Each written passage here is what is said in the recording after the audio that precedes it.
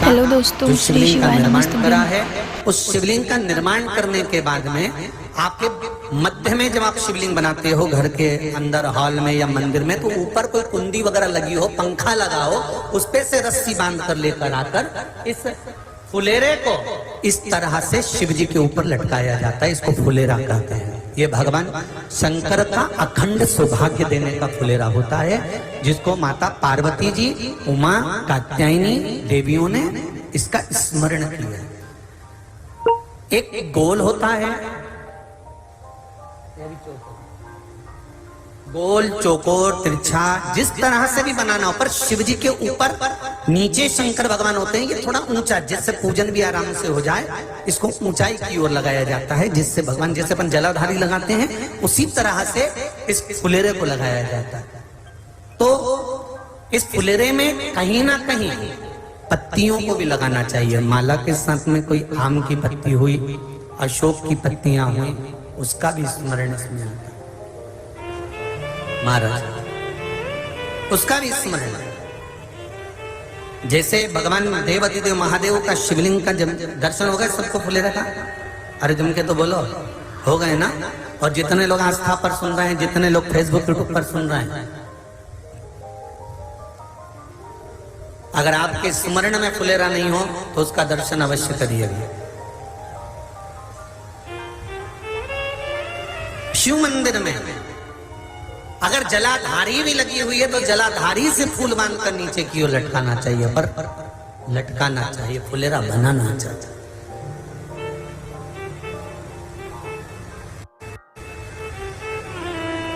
सात फल हैं फुलेरा। कितने फल हैं? 7। ध्यान दीजिएगा। पहला,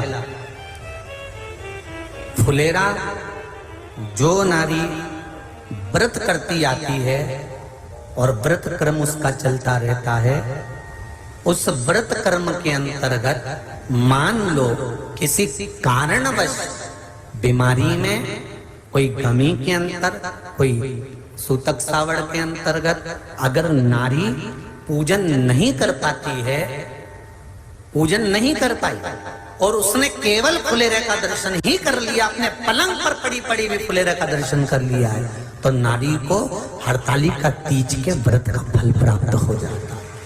7 फल हैं भगवान शंकर के हरतालिका तीज के फुलेरे का। पहला फल व्रत का मूल। दूसरा,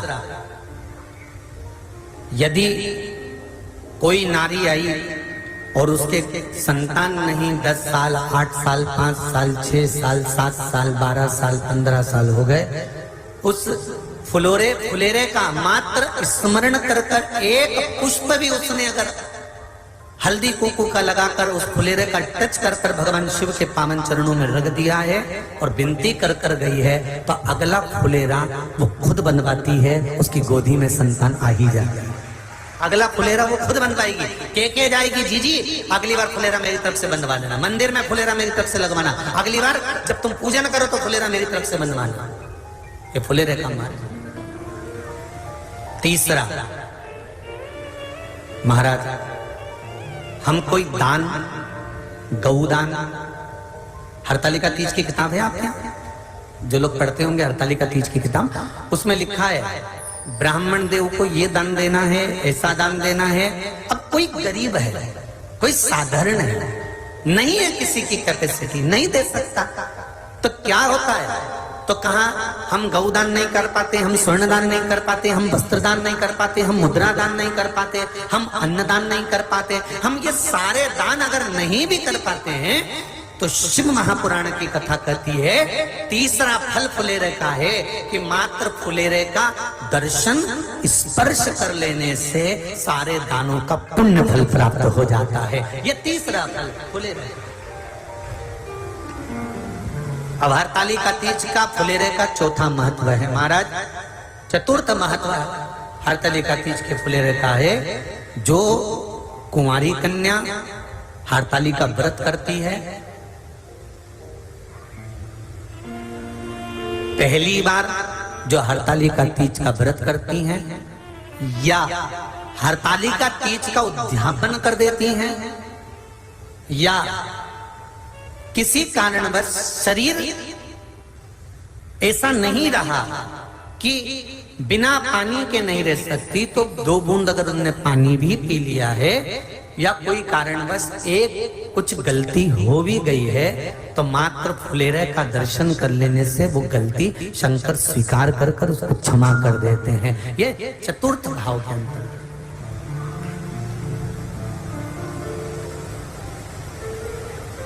फुलेरे का अगला वर्णन करा गया। महाराज शिव तत्व की ओर, शंकर भगवान की ओर हम ना काशी जा सकते हैं, हम ना सोमनाथ जा सकते हैं, हम ना किसी स्थान पर जाकर एकांत में भगवान शंकर का स्मरण कर सकते हैं। मान लो हमें एकांत में बैठकर शिव की भक्ति करना है, किसी मंदिर में किसी देवालय में जाकर भक्ति करना है, तो फुलेरे का मात्र दर्शन करने से, पूजन स्मरण करने से उस भक्ति का फल भी हमारे खाते में आ जाता है।